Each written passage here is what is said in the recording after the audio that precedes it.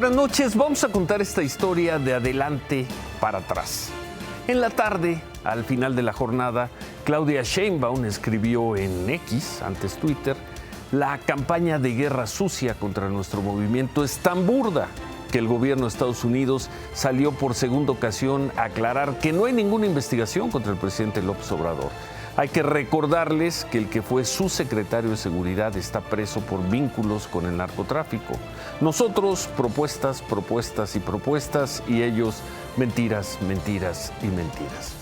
Claudia Sheinbaum escribió ese mensaje en la tarde una vez que el vocero de Seguridad Nacional del gobierno de Estados Unidos, John Kirby, declaró que el Departamento de Justicia de aquel país deja en claro que no hay ninguna investigación contra el presidente López Obrador y que si lo hubiera, el área de Seguridad Nacional tendría que haberla revisado.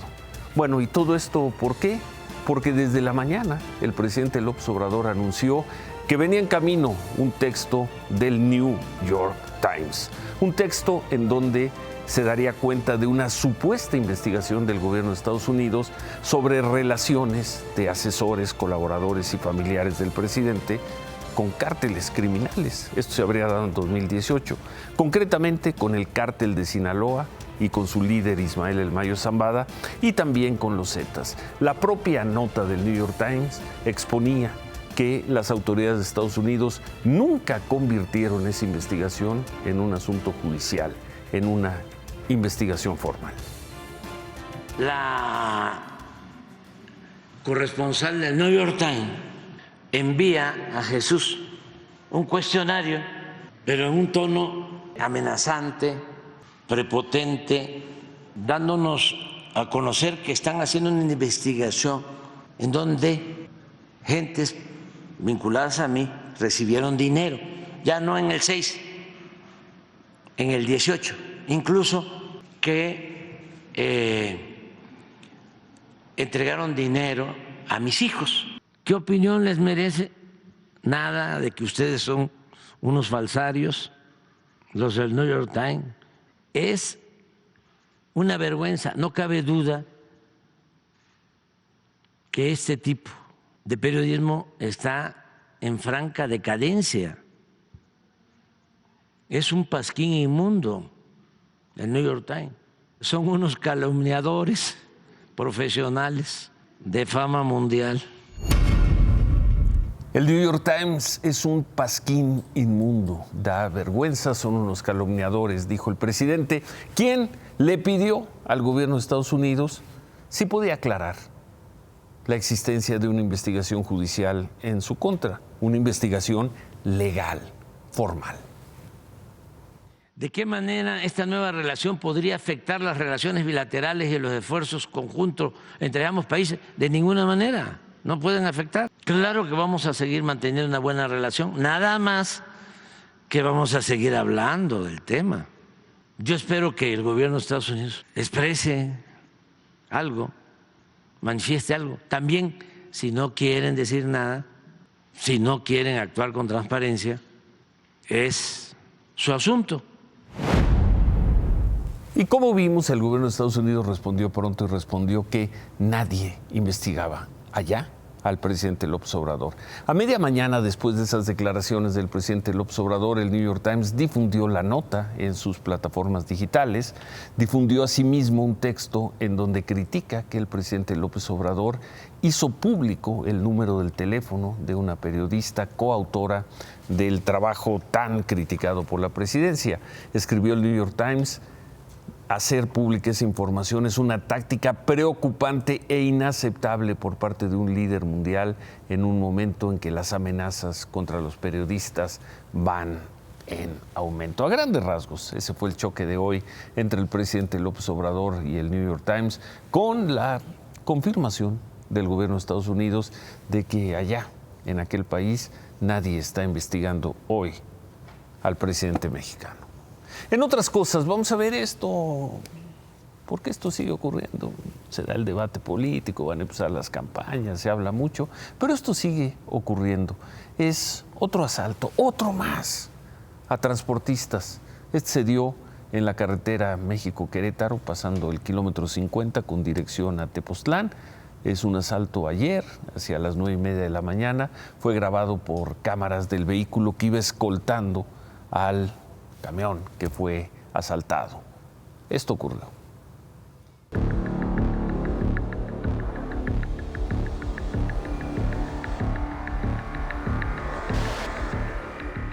Todo inicia a las 9:30 de la mañana, cuando estos tres vehículos que participan en el asalto, una camioneta blanca con caja, esta SUV plata y esta otra azul oscuro, rebasan el vehículo escolta del camión de carga.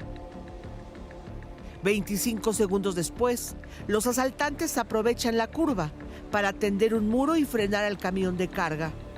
La camioneta blanca con caja rebasa y le cierra el paso al camión de carga, obligando al conductor a bajar la velocidad.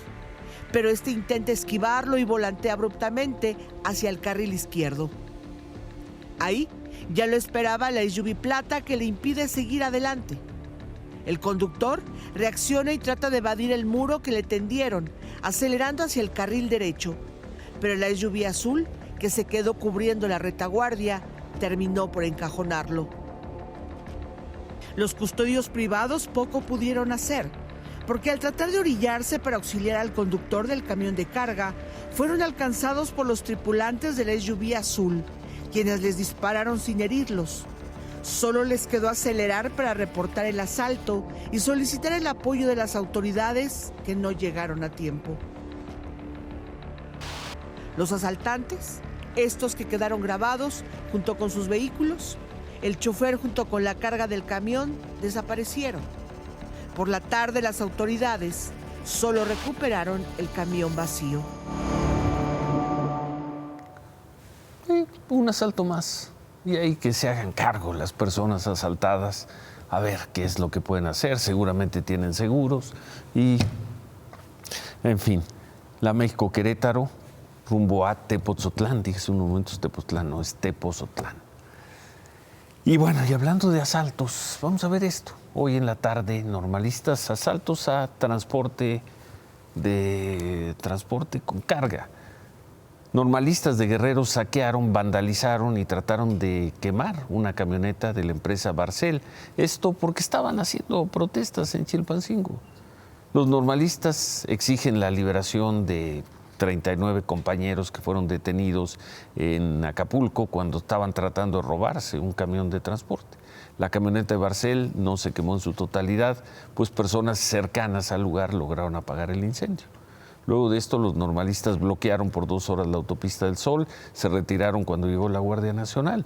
Entonces, pues ahí están los transportistas, librando como pueden los asaltos del crimen, y luego también se pueden llevar estas sorpresas. Hay una protesta y como hay protesta, hay permiso para vandalizar una unidad con transporte, en este caso de una empresa, de la empresa Barcel. Y bueno, y en la ciudad de los atentados, porque pues en eso se está convirtiendo la Ciudad de México, personas en motocicleta que con razonable facilidad atacan y salen a matar a personas. Esta tarde fue asesinado en Periférico Sur, a la altura de Plaza Arts, uno de los centros comerciales más importantes, probablemente el centro comercial más importante del sur de la Ciudad de México. Un hombre, Juan Martín Larrauri, iba en un auto, en un BMW, fue alcanzado por personas en una motocicleta, le dispararon, según la autoridad, 2 veces por el parabrisas y lo mataron. El auto cayó en una excavación profunda de una construcción y fue sacado de ahí hasta la noche. Y lo mataron. Luego se dijo y se recordó que hace un año, más o menos en abril, Juan Martín Larrauri había sido detenido luego de que agentes de la policía de la ciudad catearon un predio y encontraron ahí autos de lujo, entre otros. Algunos autos, según se informó, venían de Estados Unidos, tenían reporte de robo. En ese entonces la policía encontró o informó haber encontrado facturas falsas de otros vehículos a nombre del instituto para devolver al pueblo lo robado. 2 meses después de su detención, Martín Larrauri obtuvo su libertad condicional. Pero más allá de todo eso, otra vez, hoy en la Ciudad de México, personas en motocicleta dispararon para matar a alguien. En ocasiones fallan y no lo consiguen, en ocasiones aciertan, como hoy enfrente de Plaza Arts.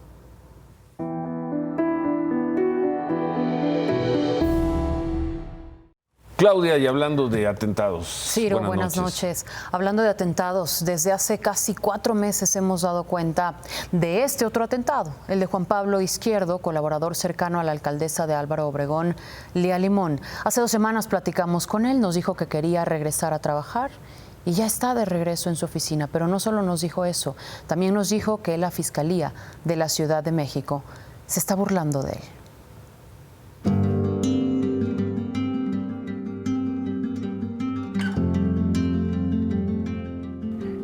Es amargo el sabor, pero deseaba volver. Ese amargo sabor de un deseoso regreso a la vida. Me retroalimenta, me ayuda, como no te imaginas. Estoy contento de regresar a mi trabajo. Yo pensé que te vería ya sin la sonda. Yo también lo esperaba así. Con el mismo deseo que Juan Pablo espera a la Fiscalía de la Ciudad de México, no deje su atentado en el olvido. ¿Qué ha pasado con la investigación? ¿Te han dado una respuesta ya de parte de la Fiscalía de la Ciudad de México? A raíz de la entrevista que me diste hace 15 días casi, fue que hicieron caso.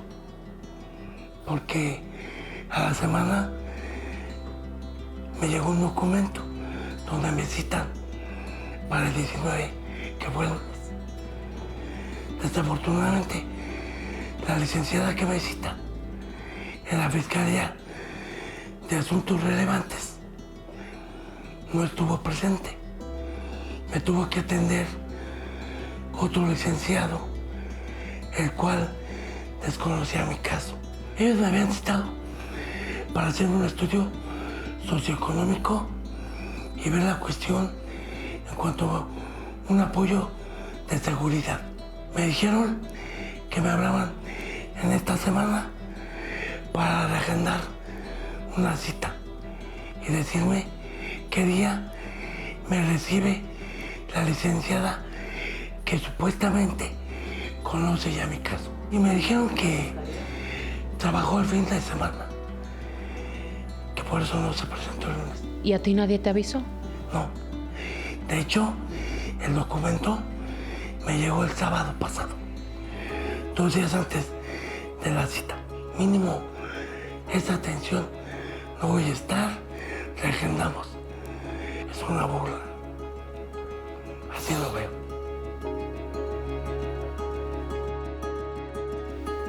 ¿Quisieras ver a la persona que atentó contra tu vida en la cárcel? Tendría que ser. No me alegra, porque no les dio nada a nadie. Pero si hay justicia, tendría que ser, porque para eso están. Y si no pueden, que también me digan. Yo escucho y sabré entender. Y tendré que ver quién me puede ayudar.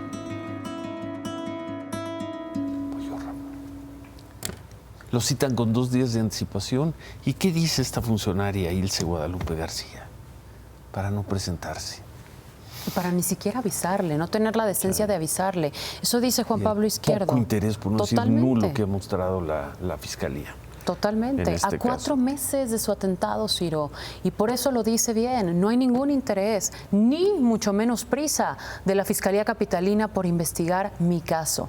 En cambio, Santiago Taboada, el candidato opositor al gobierno de la Ciudad de México, acusó a la misma Fiscalía de la Ciudad de México de actuar con prontitud para supuestamente fabricarle delitos. Ahí no se tardan ni 2 días, dijo Taboada. Pues una vez más, Martí Batres y su cuñado, el fiscal Ulises Lara, trataron de amedrentarme. Pero hoy en mi domicilio, con un carro sin balizados, con un carro con placas particulares, pero con policías de la Fiscalía de la Ciudad de México. Quiero decirles que no les tengo miedo, que me parece increíble e indignante que una carpeta de investigación que me quieren fabricar solo se tarde 2 días en integrarse y 2 días en notificarse. Las imágenes a continuación. Mire, le están girando un apercibimiento. Sí. Es de una carpeta de investigación que se inició por el delito de amenaza. Sí. La denunciante reserva sus datos y solamente nos dan... Oiga, pero qué rapidez, ¿no? La inician el lunes y ya, oye, ¿me están apercibiendo? Por amenazas en 2 días van en contra de Santiago Taboada. Hace 4 meses le dispararon al señor Izquierdo y como vemos, parecería que la misma fiscalía no solo no tiene prisa, sino se burla de él. Arturo Saldívar, ministro en retiro, expresidente de la Suprema Corte de Justicia, habló con nosotros en la mañana sobre lo que ayer dijo el presidente López Obrador. El presidente dio a entender que cuando Saldívar era presidente de la Corte, él, el presidente y su gobierno tenían injerencia en las decisiones de jueces y magistrados y lo hacían a través del propio Arturo Saldívar. Hoy hablamos con él. Nunca le hablé ni le he hablado a ningún juez, a ningún magistrado, para sugerirle, para insinuarle, mucho menos para instruirle que fallara un asunto en un sentido o en otro. Nunca hubo en mi administración ninguna injerencia indebida en el Poder Judicial Federal. Y lo que siempre digo, ahí están las sentencias. Nunca. Lo que sí hicimos fue esta cuestión de que venían las quejas, se procesaban, pero sí defendimos al Poder Judicial y defendimos siempre las decisiones que realizaban los jueces y juezas, se compartieran o no, estaban dentro de su ámbito de funciones. No he hecho en mi vida profesional y sobre todo como ministro ninguna conducta, no he realizado ninguna conducta contraria a la ética o a la ley. Yo tengo mi conciencia completamente tranquila. Yo defendí la autonomía y la independencia del Poder Judicial, dejé un Poder Judicial fuerte, vigoroso, moderno, independiente y ahora se ha tomado la decisión de defenderlo a través del enfrentamiento, de las descalificaciones del pleito, que creo que no ha abonado nada. Creo que el Poder Judicial Federal hoy está en una situación más delicada que cuando yo era presidente. Yo no estoy en ningún modo descalificando lo que dijo el presidente. Simplemente estoy diciendo que quizás la manera como lo expresó, por no ser experto en la materia y por la información que él tenía, le expresó de esta forma, pero realmente no está diciendo nada distinto. Creo que se refiere a esto, a que había diálogo, a que se atendían las quejas y que había cero tolerancia a la corrupción. Arturo Saldívar además fue muy duro, criticó a la barra mexicana Colegio de Abogados, dijo que esa barra no tiene ninguna autoridad moral porque siempre ha defendido, así dijo, a la oligarquía y a los intereses de la derecha. Y justamente hoy, en la inauguración del Congreso Nacional de la Barra Mexicana Colegios de Abogados, el ministro Luis María Aguilar dijo esto, pues al parecer en referencia a Arturo Saldívar. Yo siempre he señalado que si una persona que se dice juzgador atiende a intereses ajenos a los de la Constitución o de la ley, será el mandadero de alguien, pero no será realmente un juzgador.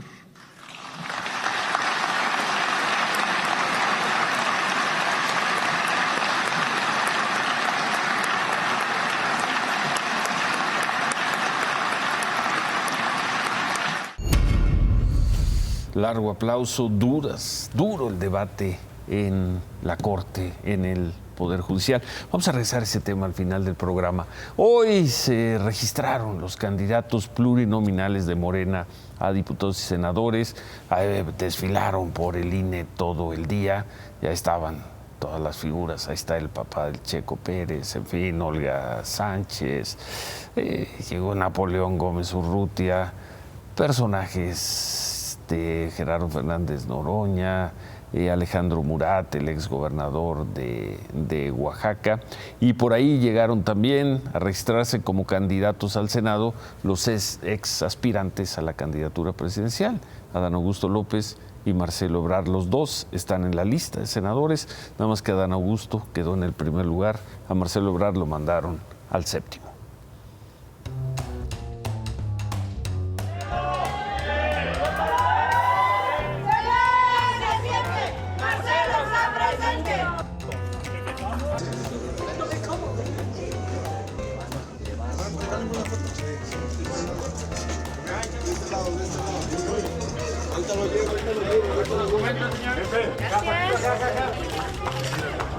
Don Adán.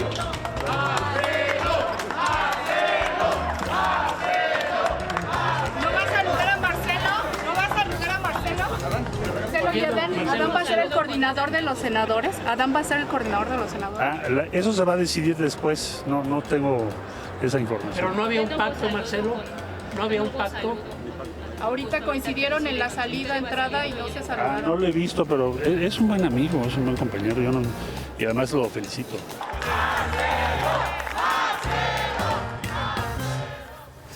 Es un buen amigo, no lo he visto, y Adán Augusto López también se fue rápido por ahí. ¿Cómo quedaron las listas plurinominales de Morena? A ver, vamos a ver las 10 primeras posiciones. Adán Augusto López va a entrar, Citlali Hernández entrará, Alejandro Esquer, secretario del presidente López Obrador, entrará, Susana Harp entrará, Gerardo Fernández Noroña entrará, luego hay un lugar reservado y ya dependiendo de la votación, veremos si alcanzan a entrar Marcelo Ebrard, Malú Micher, Javier Corral y Giovanna Bañuelos. Y entre los muchos nombres registrados para los diputados, quienes seguramente, con toda seguridad, van a ser diputados federales y por lo mismo van a tener fuero. Ahí va a estar Ricardo Monreal, va a estar Pedro Aces, Cuauhtémoc Blanco, en fin, entre otros. Jorge Álvarez Maínez se registró como candidato presidencial de Movimiento Ciudadano, fue al INE, dijo que a partir del 1 de marzo todo va a cambiar en el país. Si en este país se aplicara la ley, si hubiera legalidad, las dos candidatas de la vieja política no tendrían derecho a estar en la boleta presidencial.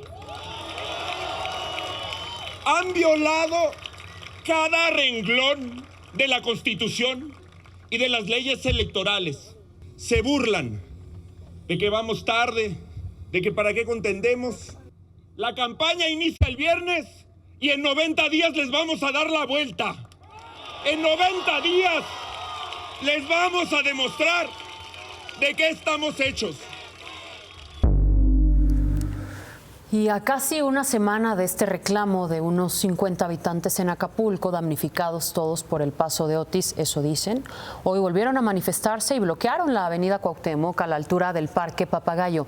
Aseguran que no han sido censados para recibir los apoyos que el gobierno federal les ha prometido. Pero esta vez la policía estatal no permitió un bloqueo prolongado. Los desalojaron así.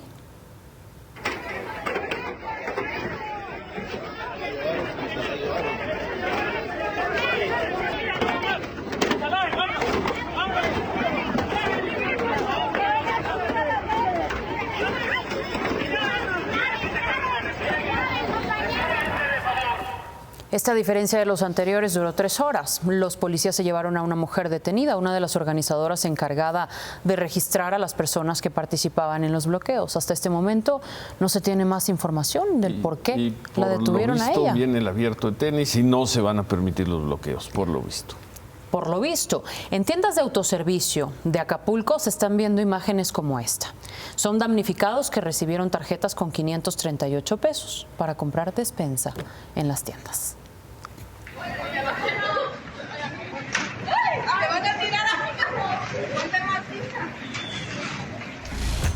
Este es el área de frutas y verduras en uno de los chedrauis en la zona Diamante. Como vemos, a estas horas de la tarde no hay ya prácticamente nada.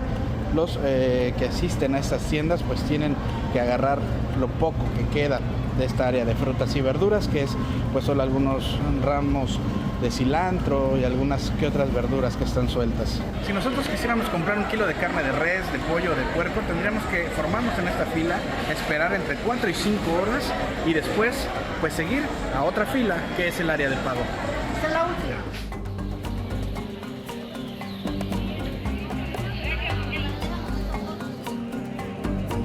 Esta es la fila que hacen los ciudadanos para poder pasar al área de carnes. Nos dicen que tardan hasta 4 horas para poder ingresar.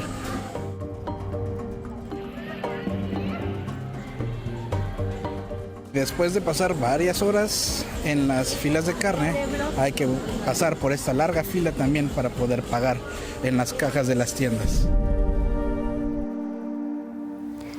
El problema es que las tarjetas de apoyo a los damnificados vencen el jueves de la próxima semana y son solo 11 tipos de productos los que pueden comprar, principalmente carnes, frutas y verduras. Por eso los anaqueles se ven así, vacíos y tan rápido, en cuestión de minutos.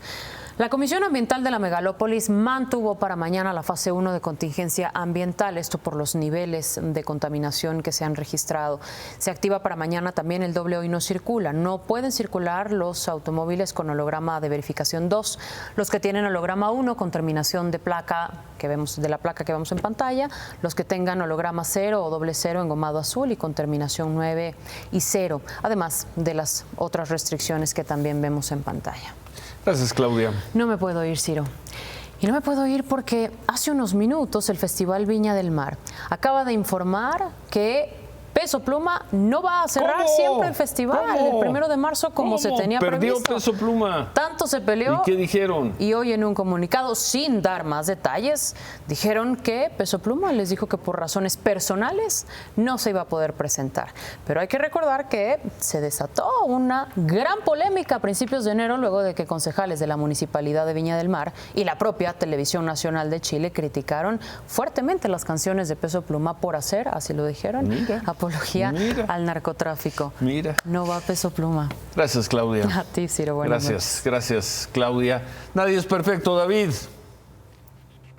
Ayer fue un día inédito. El padre del análisis superior se equivocó. Ahorita te voy a decir con qué se equivocó y con qué nunca fallé.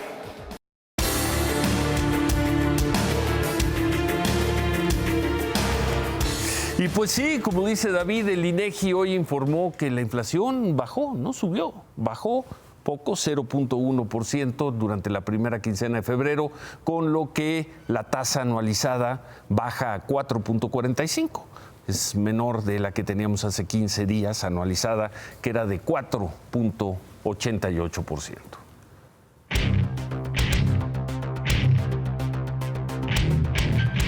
Y sí, puedes anotarlo, puedes ahí anotar en tu agenda, querido diario, el padre del análisis superior se equivocó ayer. Que yo sé por qué te equivocaste, porque nunca jugaste dominó. No. Ayer habías hecho 2 pronósticos, creo que muy acertados. Te pedí un tercero y lo hubieras hecho en ese paso, porque no he tenido lo que sea. Pero uno no es gallina, y la información que yo tenía era que sí venía alta la información. Es más, la mayoría de los analistas que consulta Citibanamex decían que la inflación iba a subir. Sorprendió la baja en la inflación en la primera quincena porque tuvo que ver con los precios de los productos de consumo. Bajaron durísimo. Lo cierto es que bajó. Bajó. Sí, 0.1, pero bajó. 0.1. Creo que la nota es que no subió más. No, y que regresó al 4.45% la inflación. Bastante bien. Sí, todavía bien. Lejos de la meta, bastante bien. Muy bien. Luego ya podremos especular hacia adelante si va a bajar las tasas Banco de México o no y cómo le va a hacer. Falta pero casi un mes para eso. La inflación bajó, aunque la inflación de servicios sigue muy elevada. O sea, bajaron los precios volátiles de la economía, la inflación subyacente, que es, por ejemplo, el jitomate bajó 30 y tantos %, que ha subido como 200 en el último año, pero bajó 30 y tantos %. Ahora bien, ¿qué va a pasar con la sequía? ¿Qué va a pasar con, por ejemplo, la sequía? El precio del maíz, vamos a seguir importando y va a ser cosas así. Con la inversión cada vez mayor en seguridad que tienen que estar haciendo los almacenes, las empresas, ese es un dato que traía para el remate. Hoy la Asociación Mexicana de Instituciones de Seguros dice que el 71% de los asaltos al transporte, que además han crecido exponencialmente, son con violencia, son con una gran violencia. Hoy, por ejemplo, un transportista tiene que tener seguridad para poder que lo aseguren. ¿Cuánto cuesta eso y cómo se transfiere en el precio, primero, la seguridad de las personas y segundo, la formación de precios? Te la perdonamos, te la tomamos como remate. Anótalo en tu diario. No, como remate, bueno, sí, como, ¿sabes qué? La economía creció 3.2%. No es... A ver, pero no perdamos el clásico. Remátala, David. A pesar de que la economía creció 3.2%, no es tampoco para hacer tanta fiesta. El crecimiento promedio anual ese sexenio ha sido menor al 1%, algo que no se veía desde el gobierno de Miguel de la Madrid. Ya habló Arturo Saldívar. ¿Qué tienen que decir ahora los jueces, los magistrados, los ministros? Volvemos con eso.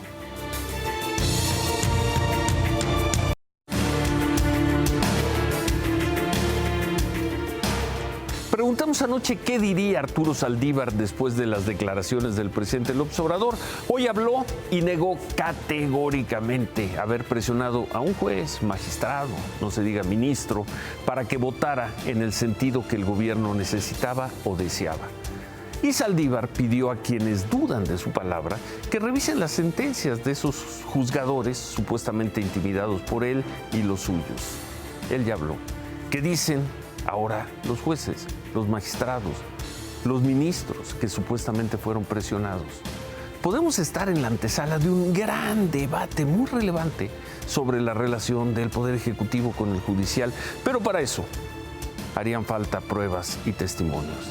Haría falta que los juzgadores tomaran el riesgo de denunciar con pruebas en la mano, porque si no lo hacen, todo terminará en el clásico ¿tú a quién le crees? Se quedan con ¿Qué importa? Gracias, buenas noches, ánimo.